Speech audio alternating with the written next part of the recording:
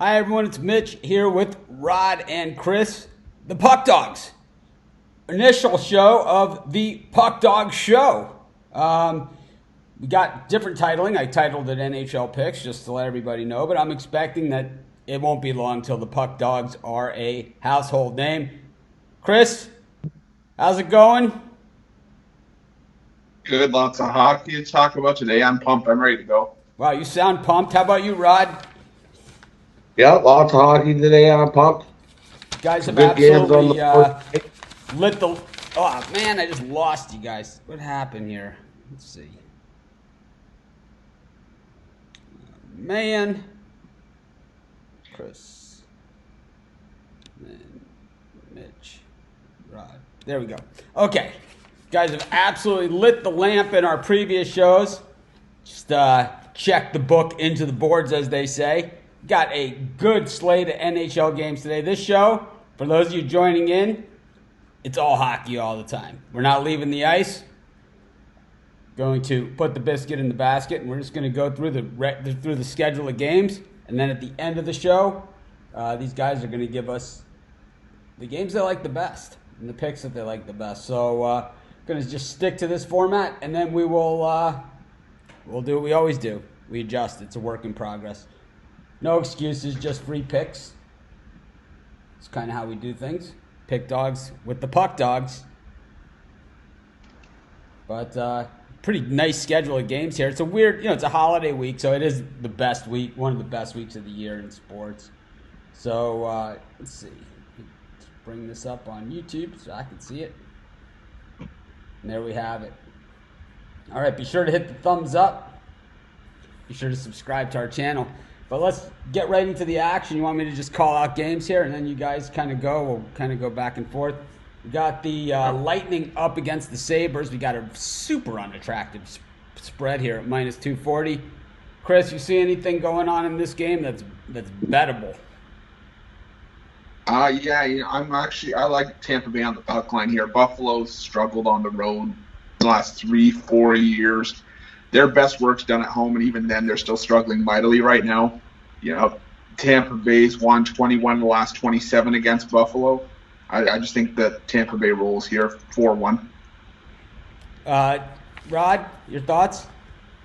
I have to agree with that. The Sabres are 0-4 in their last 4 heading into Tampa, and like Chris said, yeah, Tampa's won 21 of the last 27. Except I like the over here. I think Tampa's going to pop some goals on Buffalo. I see 5-2, 6-2. I see a blowout here. Tampa Bay puck line with the over for the both of you. Rod, you want to take us into our next game? Got the New York Rangers at home here. Home dogs against the Minnesota Wild, a team you guys have pretty much hated their guts on our earlier shows. Do you hate them more than you hate Lundqvist and the Rangers? That really is what this one boils down to. The Rangers 10-9-1 on the season, while the Wild, not too wild about this 9-11-3 record that they're sporting. Rod, the Rangers, even money at home. Lundqvist has given up the most quality shots against him. The Rangers. He's got in the NHL this year. Lundqvist he just gets peppered with shots. And the Wild are 4-0 in the last. So he won't be buying his defenseman Rolexes this Christmas, is what you're telling me. Definitely not. His defense has not helped him out all year. With the most shots against, he's up against it again. And I think the Wild come in here. They've won the last 4 in New York. I got to go with the Wild to take this one. How about you, Chris? I'm going to go the other way. I'm going to take the Rangers. Minnesota, I've said it before. They're not a good road team. And you know what? You'd have to think that coming back home, New York has to have some carryover confidence. They just rallied from 4-0 down to beat Montreal on the road. And now they come back home and take on a Minnesota team that hasn't been good on the road all season. I was looking at it. If there's a game that I might put a couple bucks on a reverse puck line, it'd probably be this one with the Rangers minus 1.5 at plus 255. Okay. So we got a little bit of disagreement going on in that one. We have a little bit of technical difficulties here with the camera. It's our first show for the Puck Dogs, so it's not our first time they've ever been on the air, but it's the first official show where they have our own hockey show. And this idea came from the request of our audience. It's not like, this is the same thing. Like people say, oh, you have this premium area, you know, this is exactly how it happens. It comes from requests of the people that watch the shows and, you know, are fans of the site. And it's cool stuff. I'm really excited, and I don't know how much longer I'm going to be a puck dog. But in the meantime, I'm going to hang out here and be one. And, you know, maybe we'll slice these up into individual videos, or maybe we'll have these guys do individual videos. I don't know. We got to start somewhere, and we started by having the Puck Dog Show. Tomorrow's show, it's only 2 games. It might be a little bit late if we do one. We'll have to figure it out in the morning, but I can't do it at this time. I know that. We got the Flyers up against the Vancouver Canucks. Flyers home favorites here. Opened at 125, down all the way now to 139. Flyers 11-7 on the season. Lights out at home, right? Lights out at home. 6-1-0-4, while Vancouver 12-8-3-1 and 7-6-1-0 on the road. So good road team. 10-4 on the puck line for the Canucks on the road, but there's no meat on the bone on the puck line in this one for the Canucks. What are you thinking here, Chris? I like Vancouver plus 116. You know, like you said, Philadelphia's been a solid team at home this year. The problem is Philadelphia burned me against Calgary when Calgary was really struggling coming into the weekend. Vancouver's still got a young core. They can score a lot of goals at will. You know what? The Canucks just did beat Nashville and Washington, both on the road, both very tough road environments. I think they can do it here. I like Vancouver at plus 116. How about you, Rod? I definitely don't like Vancouver here at all.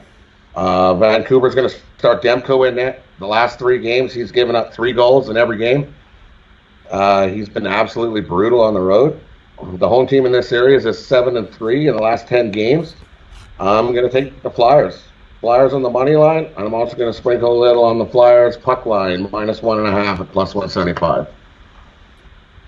So it's all Flyers at home. They have been lights out at home, just absolutely rock stars at home. Even 7-4 on the puck line at home. So it hasn't just been by chance, but in the last 10 games, they've been fairly low scoring games. So a little scary on the puck line, but that's why it pays, right? Anyways, let's go, Rod, to Pittsburgh, to the Igloo. The Penguins up against the Calgary Flames. Calgary 11-2 on the season, 5-9-1 on the road. About 30. That's about 30-something%. Quick math. I can add. It's all fake when I say you can't. Penguins 12-7-1, 8-3 at home. Getting it done at home in the Igloo. That's about 70% or better at home. Puck line hasn't been good to either of these teams, in this spot. So, what are we thinking, Rod? I'm looking here. The Pens still lots of injuries. They have been battling though, that's for sure. Even with all these injuries, they've still come up with some wins. But I can't back either. I don't like a side in either of this game. For a side, I think I'd have to go with the coin here. I think we'll go with tails, Calgary, heads for the Penguins. I love the over in the spot. I think we're going to see some goals and we're going over. But for a side, here we go. Heads. Pens. Flames. Pens. Pens and over. Pens on the coin flip. Chris, you going to take out a bigger coin, or are you going to you got to pick?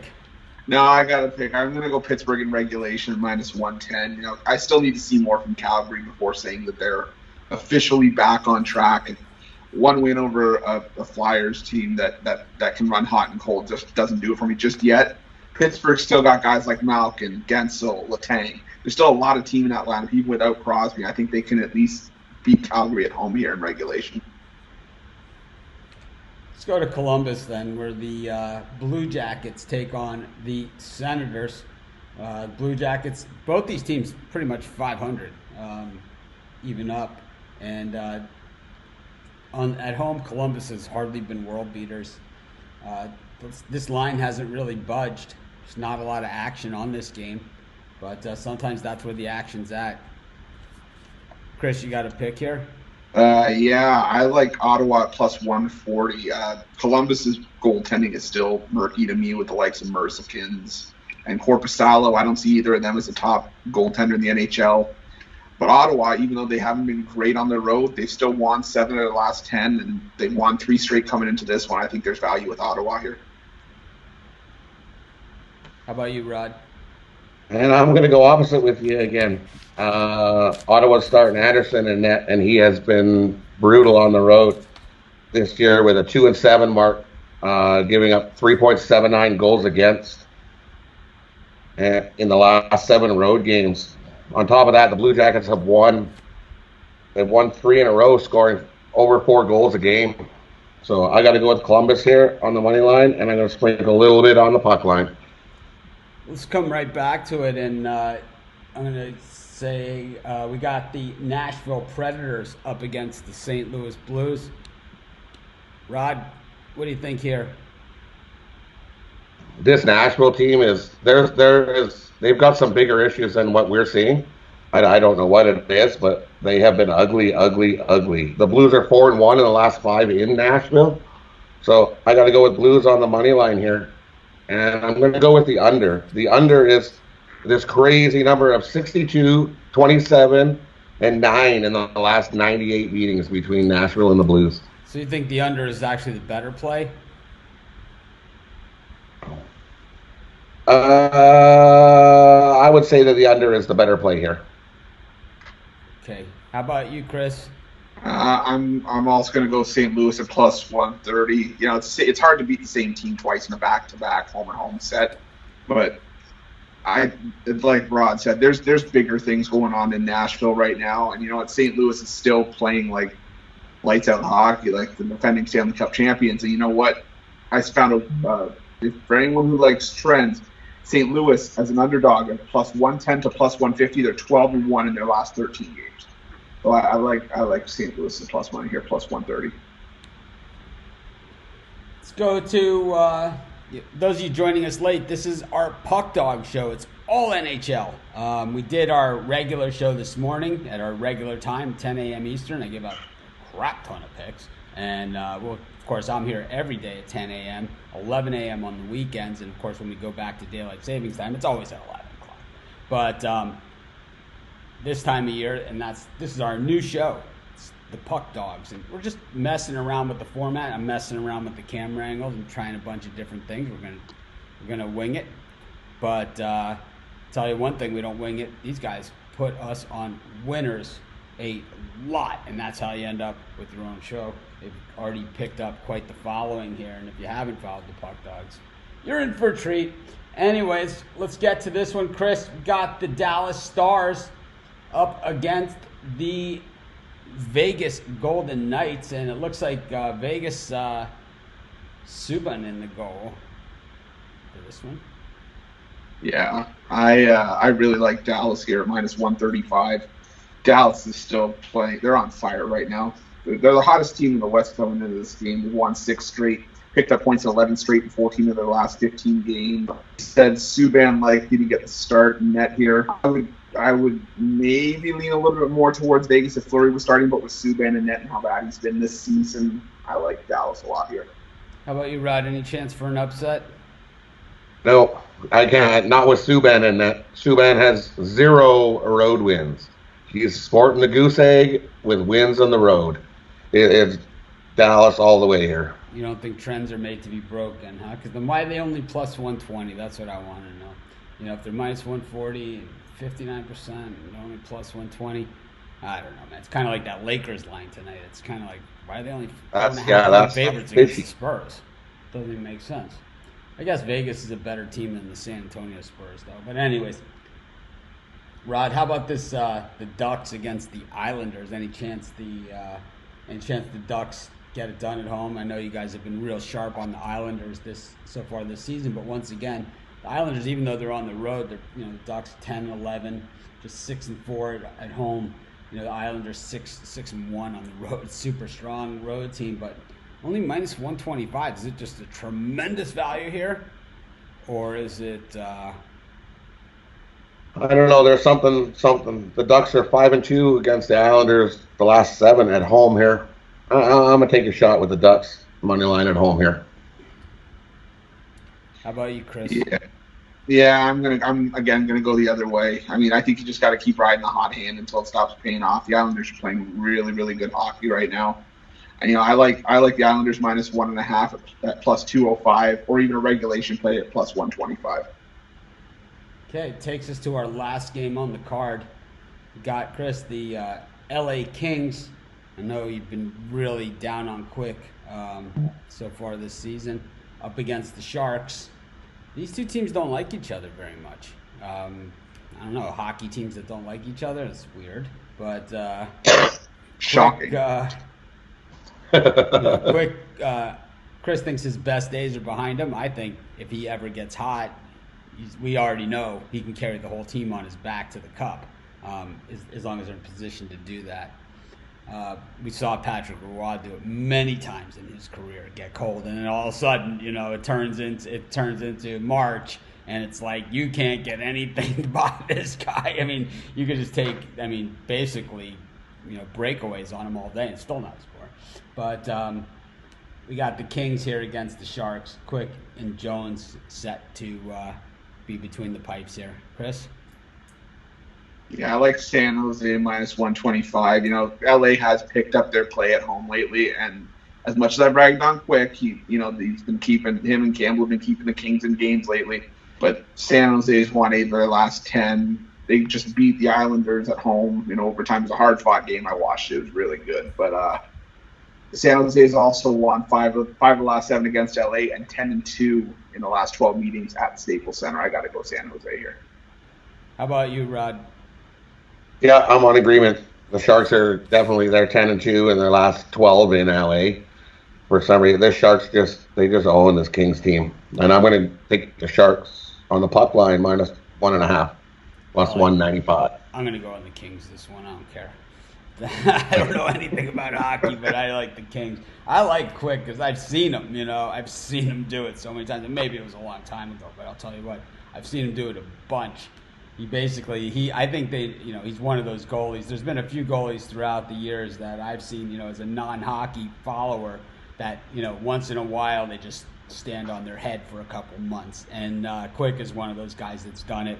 Murray Bannerman used to do it for the Blackhawks. And I think, once in a while you just get one of these goalies that just incredible, runs. And we've seen Quick do it. And I think it's just, and I think it's not a matter of if, it's when. And I think, I think the Kings believe in that, and it's kind of that feeling, and that's why he's still there. The old goalies, they get run, they get run out. Andy Moog got thrown out of Edmonton, and so did Grant Fuhr, but they've stuck with Quick. It's they've done it. Patrick Roy, left Montreal. Best goalie ever. Right, left. He was on Montreal, and then he ended up with the Habs. How does that happen? How does it happen? It's the same sort of thing with Henrik Lundqvist, right? Like, he's had a couple down years himself, but the Rangers haven't wanted to get rid of him. They still think they have something there. They've got one of the best goalies in the world. So, one of my really good friends, his name is Fitzy. He lives in Boston. He's a gigantic hockey fan too. I'd love to get him on the show. He could talk hockey with you guys all day. But he always says that whoever the best, it's like who got the best of the trade, and he always says whoever got Yager. He always says that's who got the best end of the trade, is whoever got. He says it could be 5 for 1, it could be 8 for 2, it could be whatever. He's like, whoever got Yager, they won that trade. That's what he firmly believes, and I think there's some validity to that. But anyways, what's your best bet of the day, Chris? Who's your best bet, or who's your parlay, or who's your bird cage? Who you got? My 2 best bets, I like the Islanders -1.5 at +205, or I might play it as a regulation play, or both. Regulation gets it at +125. And I also like Dallas -135. Islanders minus Isles and Dallas. Isles puck line? Isles puck line and Isles in regulation, and with Dallas. Okay, how about you, Rod? Well, my top single bet of the day is I like Columbus. Columbus on the puck line. And I'm going with this 3-teamer, and I'm going to take the Flyers on the money line, Dallas on the money line, and the Sharks on the money So line. both you guys 3-teamer. keying Plus, Dallas today. Dallas. So Dallas is our show consensus pick here. Is basically what this has boiled down to. Is the Stars are at home. So Joe DeLeon thinks, "Are you smarter than a bookie?" None of us are smarter than a bookie. I can guarantee you that, because the bookie doesn't care who wins or loses. The bookie isn't that. I mean, the bookie has both sides. You know, it's like, how are you smarter than a bookie? I don't understand that. It's like, believe me, people ask me all the time, "Oh, you're a bookie?" The bank asks me this, right? When I'm asking, "What do you do for a living?" "Oh, so you're a bookie?" "No, I'm not I wish I was a bookie." It's like, I wish. It's like, I wish. It's illegal, But believe me, no one's smarter than a bookie, man. It's like, the book has both sides. He's not paying you. It's not like he's paying you out of his pocket. He's paying you with somebody else's money, and he's keeping the juice in between. I mean, there are games, where he's not exactly on not exactly 50-50, but even a good book, if it's too far skewed, he's going to lay that action off somewhere else, to get back to pretty much even. So he has low exposure. I mean, they're going to have some exposure, but not hardly anything. Most of the time, they're just looking for equal action each way, and they just take what's in between. And so I don't think there's anyone smarter than a bookie. And it's like, if you win, the bookie didn't lose. The bookie won. If you won, the bookie won. If you lose, the bookie won. It's like, it's one of my favorite scenes in Trading Places.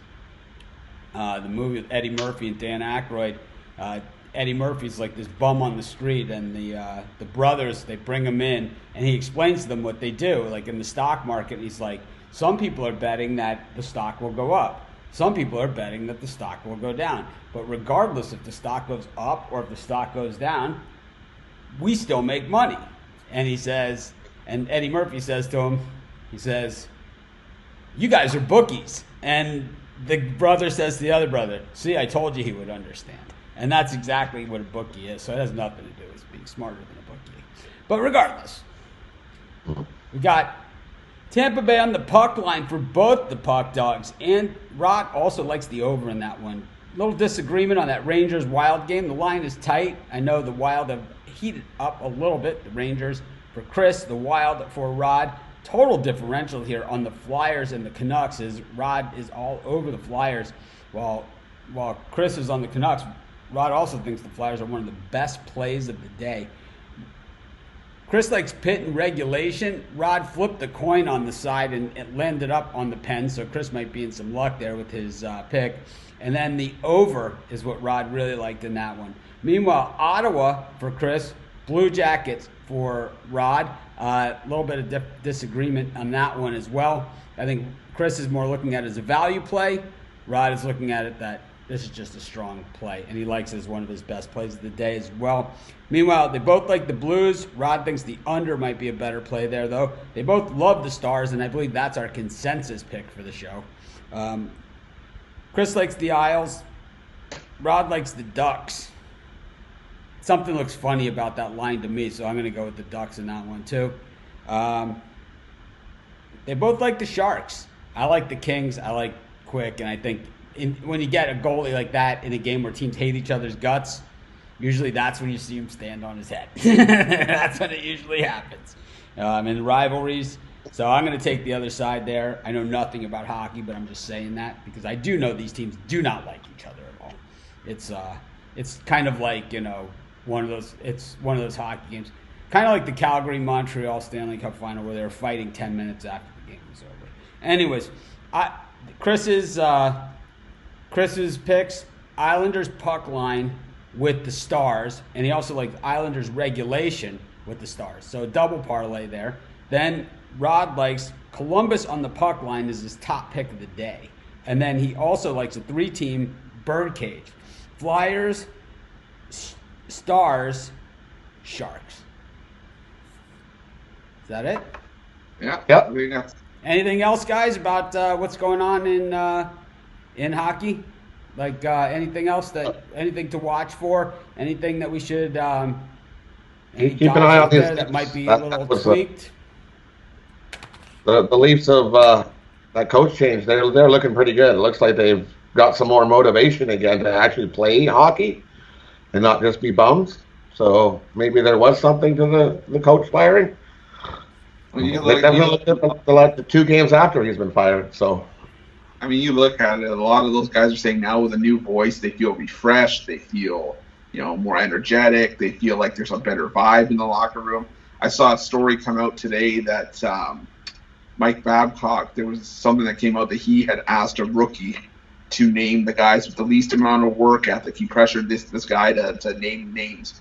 Turned out it was Mitch Marner, and then Babcock ended up telling the guys that this is he thinks you don't have any work ethic. So it's like stories from the underground.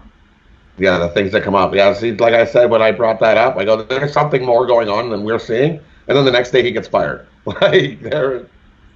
That's crazy. And what's he doing? Now he gets to sit on the couch. Well, he can't really sit on the couch at home because his contract says he still gets paid up until, 2023? He gets paid $5 million a year. But he has, in his contract, it says he has to look for work. So he can say that he went and talked to this GM. I went and talked to that GM. But the problem is, I think he'll end up somewhere. But his price tag is so huge. Do they ever promote from college coaches, or is it just mostly from the minor leagues or from the bench? Because, like, when I was in college, we had a great coach at my school. His name was Jack Parker, and he was a winner, man. I mean, we had national championship teams, great teams. He was a great recruiter. We had Tony Monti was on our team, and Sean McGeckern we had on our team. We had all those guys. Scott Young was on our team, and and right now John Cullen, who's a classmate of mine, is the coach of Boston University. I know Boston University, Wisconsin, Minnesota, traditional powers. Cornell, traditional powers. Clarkson. Any of those guys ever make it to the next level, or is it just purely from the minor leagues and right off the bench?